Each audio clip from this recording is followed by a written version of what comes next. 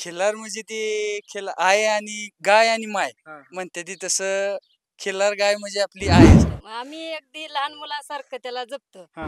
त्याने आम्ही टाकलं तरच खाणार, त्यानं नाही खाल्लं तर आम्ही जेवण पण करू. बाहेरून आला की तुकडा टाकणे, अगदी लहान मुलांसारखंच त्याच्यावर आम्ही लक्ष देतो. लहानपणापासून अगदी जन्मल्यापासून मी सांभाळते त्याला. लहान मुलासारखा जीव लावलाय ना, हा. त्याच्यामुळे तो आम्हाला जवळ येतो. हा, हा, हे देशी गाय. इतक्या दिवस बैलगाडा शर्यत क्षेत्र बंद होतं. हम्म. आता चालू झाले. हम्म.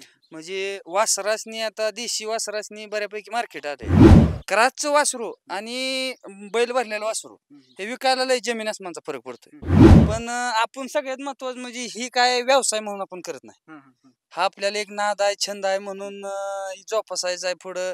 ही एक वस्तू आहे आपल्यापाशी नशिबाने मिळाली म्हणून ही चालवायची. नाद ते रक्तातच आहे, त्यामुळं काय विषय नाही. तो हाय तोपर्यंत नाद राहणार. म्हणजे ते नाद सुटणार नाद सुटणार नाही. नाही. ह्याचं काय म्हणजे काय विषय?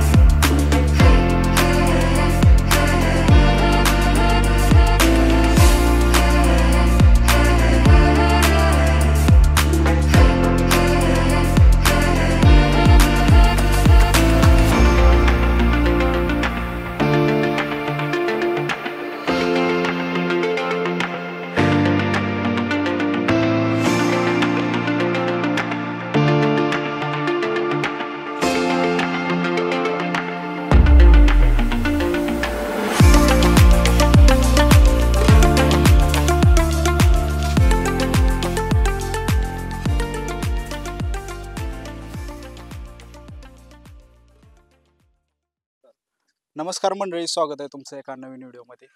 तर मंडळी आपल्याला बघू शकता इकडं पाठीमागं हा बैल आहे आपल्या संग पाखऱ्या नावाचा. आणि आपण आज आलोय तरंगफळमध्ये एक छोटीशी मुलाखत घेणार आहे. तर आपल्यासोबत त्याचे मालक आहेत, आपण विचारूया. सर्वात प्रथम तुम्ही तुमची ओळख करून द्या. माझं नाव सागर अण्णासाहेब तरंगे, मुक्काम पोस्ट तरंगफळ, तालुका माळशिरस, जिल्हा सोलापूर. बैलाचं नाव काय? बैलाचं नाव आहे पाखऱ्या.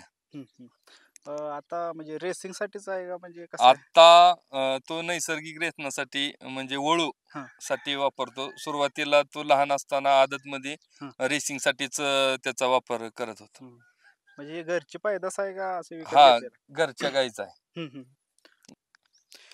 मंडळी असा विषय होतोय की आम्ही आता तुम्ही बघू शकता, पहिल्यांदा आम्ही शेड मध्ये थोडीशी मुलाखत घेतली आणि त्याच्यानंतर आता बाहेर बैल आणला. तर विषय असा होतोय की आम्ही मुलाखत चालू म्हणलं का केलं का पाऊस येतोय आणि नंतर परत आतमध्ये न्यावं लागतंय. तर बघा, कंटिन्यू करा इथून पुढं. तर विषय असा की आतापर्यंत किती म्हणजे हे केलेत गाईला रेतन केलं? रेतन गाय जवळजवळ 800+ झाले ते. 800 850च्या दरम्यान झाले ते गाया. आता कुठनं म्हणजे कसं हे होतंय आणि त्याचं जरा फायदा आणि तोटा नफा थोडस सांगा. आता कसं असतं माहिती आहे का, म्हणजे देशी गाय इतक्या दिवस बैलगाडा शर्यत क्षेत्र बंद होतं. आता चालू झाले. म्हणजे वासरासनी आता देशी वासरासनी बऱ्यापैकी मार्केट आलंय. आणि ह्याच्या अगोदर काय करायचे लोक की साध्या गायासनी आपलं डॉक्टरांकडून 200-250 रुपये क्रास भरला का त्याची पैदास करायची. पण विषय काय होतो, क्रासवरची पैदास आपल्याला पाहिजे अशी होत नाही पैदास. तसं आता भले आपण बैल भरताना आता बैलाचा आपला रेट आहे 1000 रुपये पर गाय. जरी 1000 रुपये भरताना देताना त्या शेतकऱ्याला जास्त वाटत असलं तर त्याचा फायदा ज्यावेळेस ती वासरू होणार आहे, खोंड हो कालवड हो, ती विकताना त्याचा फायदा त्याच्या दुप्पट तिप्पट होतोय. क्रासचं वासरू आणि बैल भरलेलं वासरू हे विकायला लय जमीन आसमानचा फरक पडतोय, असं होतंय. आतापर्यंत म्हणजे हायेस्ट रेट आता कसं आहे की बैलांचे कायच्या बायचं रेट सांगते ते, पण ह्याचं जे पैदास केली आणि त्याचा हायेस्ट रेट काय गेलाय? आता आपल्याला काय म्हणजे हाही आहे पहिल्या जोट म्हणजे ज्यावेळेस आपण शर्यतीला हा पळवत होतो आणि लॉकडाऊन पडलं, म्हणजे सगळं बंद झालं, शर्यत क्षेत्र बी बंदच होतं त्यावेळेस. मग ज्यावेळेस दात लावायच्या मापाला आला होता ह्यो, त्यानं काय दात लावलेला नव्हता त्यावेळेस. आता माझ्या मेहुण्याचीच गाय होती, एक चांगली होती. मग ते आम्ही नकोच म्हणायचो, पळवतोय आपण कशाला, काय करायचं आहे हे. मग मेहुण्यानं जरा मेहुणा तर शेवटी मेहुणाच, मग त्याने प्रेस केलं. मग त्यांची गाय आपण भरली का परत असंच 1-2 गाय अजून चालू झालं, म्हणजे जवळचेच असे काय आपण पैसे घेत नव्हतो. एक चुलत्याची एक भरवली. परत हा ज्यावेळेस पैदासाला ज्या मामाचा बैल भरला होता त्यांची पण ते गाय एक भरली का मग आमचे वडील म्हणले पोराव आता असं बी बंद झाले, लॉकडाऊन बंद आहे, आपल्याला वस्तू अशी परत मिळणार नाही, आपण ह्याला घरीच ठेवू. ह्याचं संगोपन सगळ्यात महत्वाचं. म्हणजे आता ह्याचं संगोपन काय, आम्ही आता ह्याला भरवायसाठी आम्हीच असतो ह्याला, पण ह्याचं सगळं पेंड वैरण खुराक पाणी हे सगळे आमची घरचीच बघते, आमच्या वहिनी आमच्या मिसेस ह्यांच्याकडे नियोजन असतं. आता विशेष म्हणजे काय आहे की आम्ही जरी चुकून ह्याला पाणी दावलं किंवा वैरण टाकली तर ती वैरण पायानं फेकून देतो, शिंगानं उचलून टाकतो. आम्ही ठेवलेलं त्याला पेंड वैरण म्हणजे थोडक्यात चालतच नाही, ती त्यांनीच करायचं सगळं. आम्ही फक्त गाडी आली का बैल भरून घेऊन जायचं किंवा घरी गाय आली तर इथं भरायची, एवढंच काम. म्हणजे घरच्यांचे पण कुठेतरी सवय लागली. हो, घरच्यांची फुल घरच्यांनी बिगर टाप घातला तरी सुद्धा तो काय सुद्धा करत नाही. आम्हाला टाप घातल्याशिवाय तो जवळ जाऊ देत नाही. बरं, आतापर्यंत कुठपर्यंत म्हणजे आपले आतापर्यंत सगळ्यात लांब म्हणजे खाली इथून पंढरपूर 50 किलोमीटर आहे. पंढरपूरच्या जवळ तिथं एक ते उंबरे म्हणून गाव आहे, तिथपर्यंत गेलतो. इकडं पुणे जिल्ह्यात इंदापूरच्या जवळ तिथपर्यंत पण गेलतो. इकडवर नातेपुते शिंगणापूर पर्यंत एवढ्या परिसरात आपला बैल बऱ्यापैकी फिरतोय. आणि आता विषय असा म्हणजे की परवडतंय का ह्या गोष्टीमध्ये, कसा विषय? आता विषय कसा आहे, सगळ्यात महत्वाचं आपण हा नाद म्हणजे आता रेसिंगला बरं होतं का आता ही दोन्ही मध्ये काय फरक? तसा विचार केला तर रेस पेक्षा हेच बरं.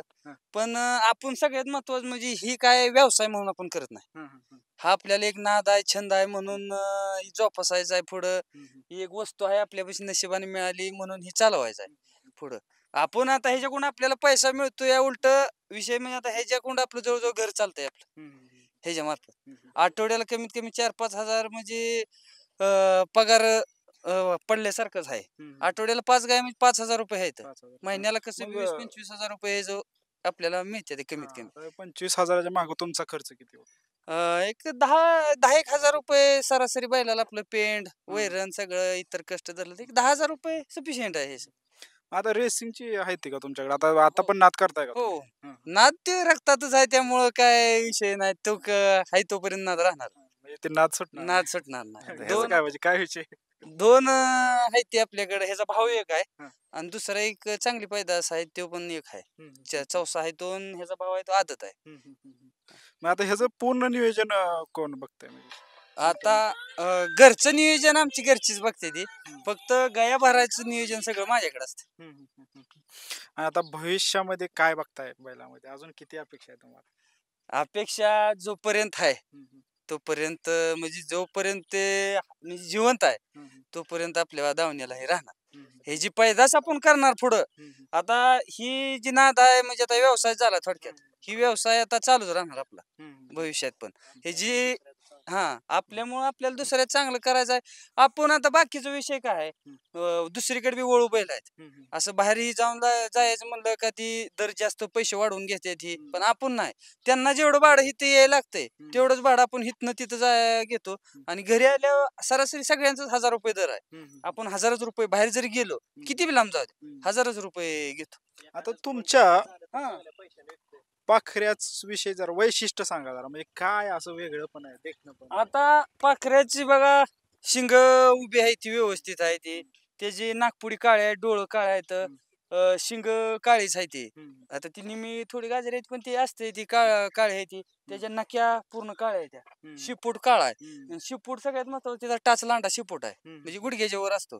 तिला शेपटावर बऱ्यापैकी म्हणजे काय विषय असतो त्याचं काय. करंगळी सारखा. शिपूट जेवढा लहान तेवढं वासराला पळण्या, म्हणजे आता आपणही नादच आहे आपला बैलगाड्याचा. त्याशिवाय ते मोज आपण ठेवलाय, जेवढा शिपूट लहान आणि आखूड तेवढं वासरू पळायसाठी चपळ असते. जेवढा म्हणजे बारक शिपूट तेवढं वासरू चपळ असतं पाण्यासाठी. त्याच्या उंदर नक्यातलं अंतर ही सुद्धा जास्त आहे. तो बी अंतर जर जास्त असलं का नाही तरी ती म्हणजे चांगलं असते, मजबूत. त्याचं पायाचं बांधा मजबूत पाय आहेत. ह्याला म्हणजे आता शेडचं वगैरे नियोजन कसं केलंय काय. शेड म्हणजे सगळ्याची आपली बैल दावण असते ती. आता ही सगळी बैल पाऊस आला तरच आत असते ती, नाही तर आता वातावरण म्हणजे ऊन काय नसते, ही बाहेरच असते ती कंटिन्यू. ही लाल माती आणून टाकलेली आहे बैलांसाठी. पाऊस आला तर आत बांधायची, पाऊस उघडला का अजून बाहेर घ्यायची. आता सगळ्यात महत्वाचं म्हणजे तुमच्या दावणीला शेडवरती आल्यानंतर एक विषय असा येतो की खिल्लार सोडून बऱ्यापैकी कुठलं दिसत नाही. काय विषय म्हणजे खिल्लारचं किती महत्व आहे, तुम्ही काय सांगता. खिल्लार म्हणजे ती आहे आणि गाय आणि माय म्हणते ती, तसं खिल्लार गाय म्हणजे आपली आईच आहे. मग ही सगळं म्हणजे संपुष्टात चाललेलं आहे. दारात गाय, एक साधी गाय प्रत्येक दारात असायला पाहिजे, ही आपली संस्कृती आहे. बरोबर. पण ही कुठंतरी संपुष्टात यायला लागली होती आणि आता कशा प्रकारे त्याला एवढं मार्केट आलंय आणि आता तुम्ही पण ह्याच्या पुढं हे करताय, पैदास करताय, काय सांगताय. ही जी संपुष्टात आलंय ही कुठेतरी वाढलं पाहिजे. अहो तुम्ही जर्सी गायचं दूध, आता सिटीत सरासरी सगळीकडे जर्सी गायचं दूध आहे. सगळी दुनिया हायब्रिड व्हायला लागली. देशी गायचं दूध म्हणजे अमृत आहे. ती त्यासाठी देशी गाय वाचली पाहिजे. देशी गायचं दूध आरोग्याला बी सगळ्याला चांगलं आहे. त्यामुळं देशी गायचं अजून संगोपन करून प्रत्येकाने दारात एक गाय तरी किमान प्रत्येकाच्या पाहिजे. पण तुम्हाला असं वाटतंय का की बैलगाडा शर्यत ह्याच्यामुळे कुठेतरी महत्व वाढत चाललं. 100% बैलगाडा शर्यतीमुळंच ह्याला मार्केट आले. एक तर आता शेतीसाठी कोण बैल वापरत नाही, सगळ्यात महत्वाची गोष्ट. कवचित बोटा मोजण्यात की बैल शेतीला वापरते. पण तुम्ही मग कधी ह्याला झोपण्याचा प्रयत्न केला होता का तुम्ही असं शेतीमध्ये काय. सुरुवातीला आपलं म्हणजे व्यायामासाठी असं कोणाची आपल्याकडे काय आता म्हणजे अवताची बैल नाही ती, असं अवजार ही सगळी आहे ती आपल्याकडे. जुनं पहिले आपलं म्हणजे आहे ते अवजार आहे ती आपण कोणाचा एखाद्याचा बैल आला शेजाऱ्याचा आहे का ते संग झुपायचं आपल्या व्यायामासाठी 1 तासभर नांगराला म्हणा किंवा पाळी टाकाय, असं थोडंफार, असं जास्त कंटिन्यू काय नाही. आता ह्याला आता व्यायाम द्यायची गरज असते का. आता वळू आहे शेवटी, पण व्यायाम म्हणजे काय काय असतं. पहिलवान आहे म्हणजे त्याला व्यायाम केल्याशिवाय शरीर आहे का व्यवस्थित राहते का, त्याला चालवणे. आता आम्ही सगळ्यात महत्वाचा व्यायाम, आपल्याकडे शर्यतीची वासर आहे ते आपल्याकडे टांगा आहे, त्याला झुपायचं 5-5 किलोमीटर जायचं, ह्याचा व्यायाम होतोय प्लस त्या वासरांचा पण व्यायाम होतोय चांगला. म्हणजे ह्याला तुम्ही कुठेतरी असं यूज करताय की त्यांना पण शिकवून काढताय. हो, विशेष नाही. ह्याच्यामुळे ह्यांचा गुरुच तो. ह्यांच्या सोबत हे काय असा म्हणजे रस्त्याने चालताना असं वाकडा तिकडे जाणार नाही, सरळ चालणार व्यवस्थित, कोणाला बुजणार नाही म्हणजे चालताना रस्त्यानं. त्यामुळे ती ह्याची सवय त्या वासराची लागते ना. ती वासर परत पळताना फाटी सोडत नाही, ती एका दोरीत पळणार सरळ, त्यांना पण शहाणापणा येतोय. आता कसं आहे, तुमचा फायदा होतोच याच्यामध्ये, पण जे आता गोरगरीब शेतकरी आहेत त्यांना एवढं म्हणजे शक्य नाही. कधी कधी त्यांच्याविषयी 1000 रुपये पण नसते किंवा काय गोष्टी असते त्या, कोणाची परिस्थिती नसते, तर कशा प्रकारे म्हणजे त्यांना आता कसं आहे, आता एखादं समजा गोरगरीब आलं चुकून तर आपण थोडं ऍडजस्ट करून घ्यायचं, बाबा त्याच्याकडे येईल तसं दे.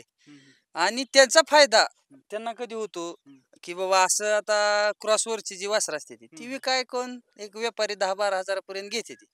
हे जर वासरू जर आता ही बैलाची पैदास, आपल्या बैलाची पैदास असली का नाही, ती विकायला ती तिप्पट रक्कम येते. 50,000च्या पुढे सुद्धा 5-5 महिन्याची वासर विकते ती चांगली. ही गोरगरिबांचा फायदाच आहे ना आपल्याला.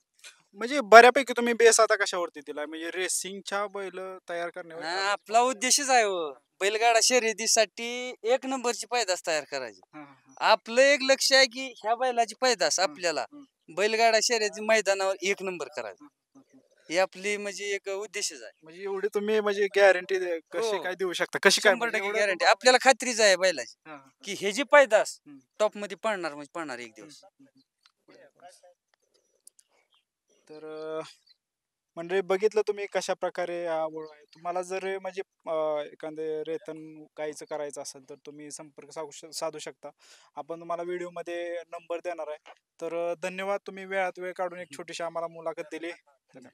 माझं नाव राजश्री सागर तरंगे. हम्म. तर तुम्ही कशा प्रकारे बैलाचे म्हणजे हे करताय संगोपन करताय कसं सांभाळताय काय सकाळपासून तुम्ही त्याचं दिनचर्या असते तुमची? याच सगळं नियोजन आमच्याकडेच असतं. पेंड, वैरण, पाणी असं आम्ही टाकल्याशिवाय खातच नाही. हम्म, हम्म. आणि आता बैलाचं जी काय सांगचाल म्हणजे वैशिष्ट्य काय आहे पाखऱ्याचं?